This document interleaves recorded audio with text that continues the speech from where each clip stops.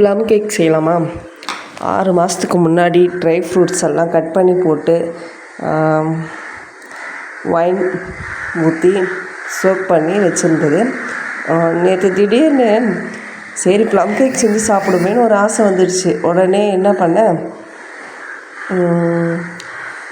எடுத்து வச்ச ட்ரை ஃப்ரூட்ஸை போட்டுட்டு, இது வந்து சத்து மாவு வந்து வீட்டில் கஞ்சி போடுறதுக்காக அரைச்சி வச்சதுனால அதை போட்டு ப்ளம் கேக் செய்யலான்னு முடிவு பண்ணிட்டேன். அதனால் 1 கப்பு சத்து மாவு எடுத்து அந்த ட்ரை ஃப்ரூட்ஸோடு மிக்ஸ் பண்ணிட்டேன். அப்புறமேட்டு பட்டர் போட்டு செஞ்சால் டேஸ்ட்டாக இருக்கும். ஆனால் என்கிட்ட பட்டர் இல்லை. அதனால் நான் என்ன பண்ணேன், நெய் தான் இருந்தது. நெய் ஒரு 3 ஸ்பூன் போட்டு அதை நல்லா பிளெண்ட் பண்ணிவிட்டு, அப்புறமா நாட்டு சர்க்கரை சேர்த்துக்கிட்டேன். ஏன்னா அப்போ தான் அந்த ஒரு கலர் கொடுக்கும், நமக்கு டேஸ்ட்டு நல்லாயிருக்கும். அதுக்காக அப்புறம் ஒரு 1/2 டம்ளர் சுகர் சேர்த்துக்கிட்டேன். சுகர் கொஞ்சம் கூட வேணும்னா கொஞ்சம் சேர்த்துருக்கலாம். ஆனால் எனக்கு கொஞ்சம் திட்டமாகவே இருந்தால் போதுன்னவே நான் கம்மியாக தான் சேர்த்துக்கிட்டேன் சுகரு. அதுக்கப்புறமா ஒரு முட்டையாக ஒரு கொஞ்சம் நேரம் பீட் பண்ணிவிட்டு ஒரு முட்டையாக ஒரு 3 முட்டை சேர்த்துக்கிட்டேன்.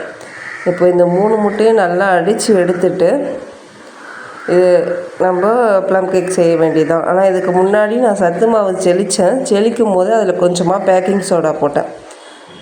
இது வந்து பசங்களுக்காக செய்கிறேன்னவே நான் மைதா கூட யூஸ் பண்ணல. ஆனால் வேறு வழி இல்லை, பேக்கிங் சோடா போடாமல் கேக் செய்ய முடியாது. செய்யலாம், ஆனால் ரொம்ப ஹார்டாக இருக்கும். அதனால் கொஞ்சமாக பேக்கிங் சோடா மட்டும் சேர்த்துக்கிட்டேன். ஹெல்த்தியான்னு கேட்டால் ஹெல்த்தி தான். ஓரளவு கடையில் வாங்குறத விட வீட்டில் செய்கிறது.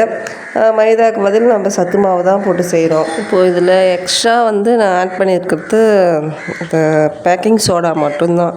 மற்றபடி முட்டை, சத்து மாவு, நாட்டு சர்க்கரை, கொஞ்சமாக சுகர் ஆட் பண்ணியிருக்கேன்.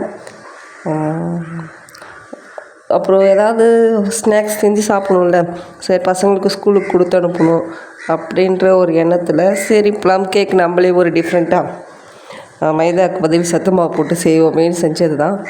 ஆனால் செஞ்சு பார்த்தேன், டேஸ்ட்டு எப்படி வருமோன்னு ஒரு பயத்திலே தான் இருந்தேன். பட்டர் ஷீட் போட்டு எல்லாம் ரெடி பண்ணிவிட்டு அதுக்கப்புறமேட்டு செஞ்சு வச்சு அந்த பேட்டரை எடுத்து ட்ரேயில் ஊற்றிட்டு ஓடிஜியில் 180 டிகிரி செல்சியஸில் 20 மினிட்ஸ் வச்சுருந்தேன். அப்புறம் லைட்டாக வேவாத மாதிரி இருந்தது. மறுபடியும் கூட ஒரு 10 மினிட்ஸ் வச்சேன். அப்புறம் நல்லா வெந்து போயிருந்தது. டேஸ்ட்டு பார்த்தா நல்லாவே சூப்பராக இருந்தது. நம்ம சத்து மாவு தான் சேர்த்துருக்கோம் அப்படின்ற எந்த ஒரு ஸ்மெல்லும் இல்லை. ஏன்னா நான் இதில் ஒரு முடி வெண்ணிலா எசன்ஸ் ஊற்றினேன். நல்ல டேஸ்ட்டு நல்லாவே இருந்தது. இப்போ கடையிலலாம் வாங்கி சாப்பிட்றதுன்னா அவங்க எப்படி செய்கிறாங்க, மைதா மாவு போட்டு செய்வாங்க, நிறைய எசன்ஸ்லாம் போடுவாங்க. நம்ம அந்த அளவுக்கு சேர்க்கல, இருந்தாலும் பேக்கிங் போட சேர்த்துருக்கோம். இந்த வீடியோ பிடிச்சிருந்தா ஒரு லைக் பண்ணுங்கள்.